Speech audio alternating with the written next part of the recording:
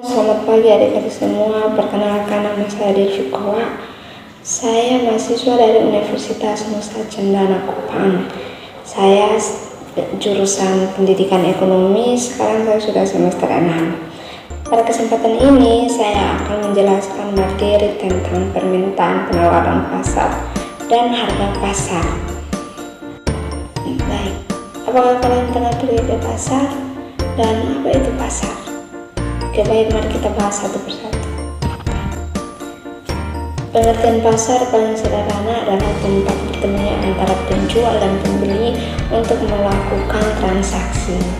Namun, pada era globalisasi pada saat ini, transaksi tidak hanya di pasar, tetapi dilakukan secara online. Oleh karena itu, pengertian pasar adalah aksi jual beli barang atau jasa yang telah disepakati bersama. Yang berikut kita akan membahas tentang apa itu fungsi pasar. Fungsi pasar itu dibagi menjadi 3, yaitu fungsi distribusi, fungsi pembentukan harga, dan fungsi promosi. Yang pertama, fungsi distribusi. Dalam kegiatan distribusi, pasar berfungsi mendekatkan jarak antara konsumen dengan produsen dalam melaksanakan transaksi. Pasar memiliki fungsi distribusi, menyalurkan barang-barang hasil produksi kepada konsumen.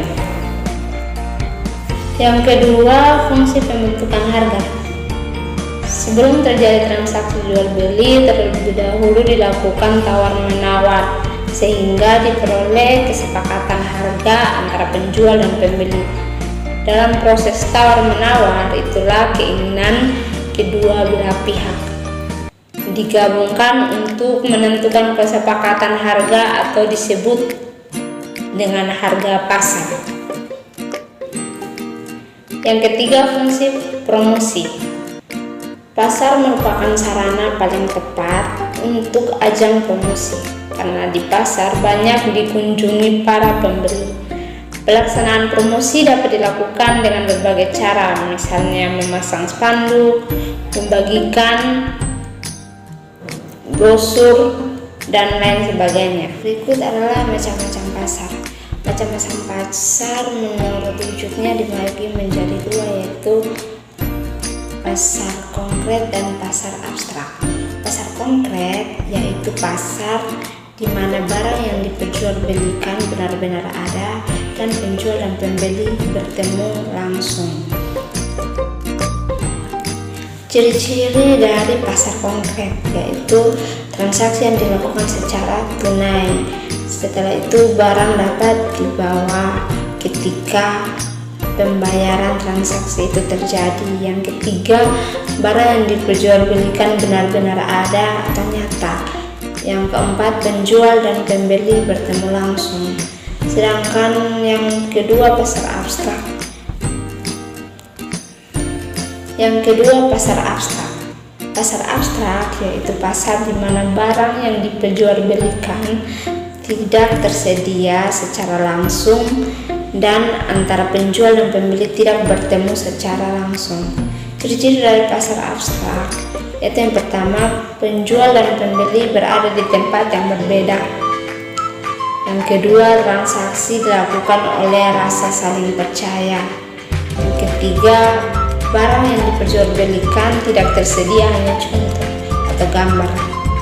Contohnya seperti berjualan online yang saat ini sedang tren. Contohnya seperti berbelanja di Shopee dan Lazada. Yang kedua, macam-macam pasar menurut jenis barang yang diperjualbelikan. Yang pertama yaitu pasar barang distribusi. Pasar barang distribusi adalah pasar yang menjual faktor-faktor produksi, misalnya bursa tenaga kerja, pasar modal, pasar mesin produksi, dan lain-lain. Yang kedua yaitu pasar barang konsumsi. Pasar barang konsumsi adalah pasar yang menjual barang yang secara langsung dapat dikonsumsi atau dipakai. Contohnya pasar buah, pasar ikan, pasar pakaian, dan pasar lain-lain. Yang ketiga, macam-macam pasar menurut wilayah kegiatannya. Yang pertama, pasar regional. Pasar regional adalah pasar yang daerah pemasarannya meliputi beberapa negara pada wilayah tertentu. Pasar ini biasanya di bawah naungan wadah kerja sama regional, misalnya di kawasan Asia. Yang kedua, pasar internasional. Pasar internasional adalah pasar yang daerah pemasarannya mencakup seluruh kawasan dunia. Pasar ini juga disebut pasar dunia karena menjual produk yang dibutuhkan oleh semua masyarakat dunia, misalnya pasar kopi di Brasil dan pasar Wall di Australia. Yang ketiga, pasar lokal.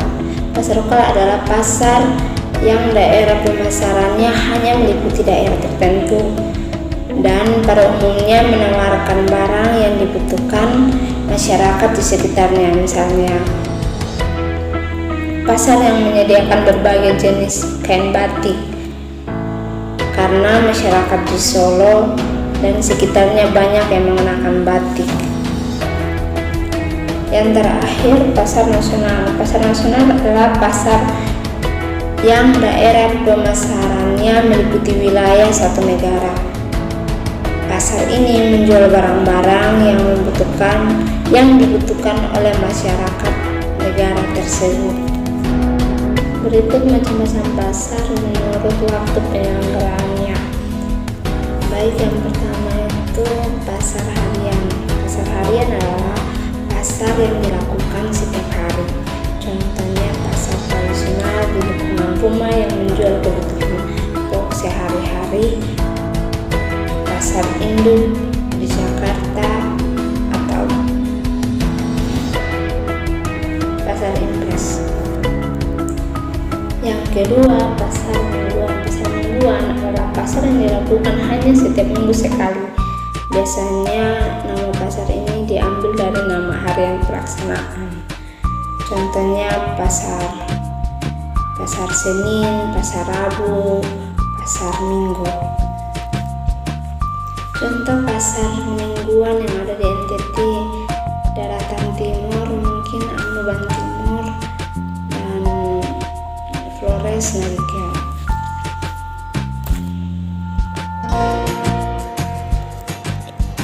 Yang ketiga adalah pasar bulanan. Pasar bulanan adalah pasar yang dilakukan sebulan sekali. Pasar bulanan biasanya terdapat di sekitar pabrik dan dibuka setiap kali karyawan pabrik tersebut menerima gaji. Yang keempat, pasar tahunan.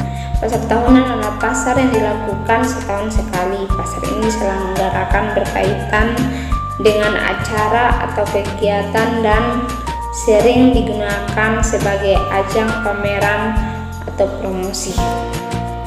Contohnya, yang terakhir, macam-macam pasar menurut organisasi atau strukturnya. Yang pertama, pasar persaingan sempurna, yang di dalamnya terdapat penjual dan pembeli semua telah mengetahui situasi pasar. Contohnya pasar sayur mayur dan pasar buah. Yang kedua, pasar persaingan tidak sempurna, pasar yang penjualnya, pembelinya memiliki kebebasan untuk menentukan harga.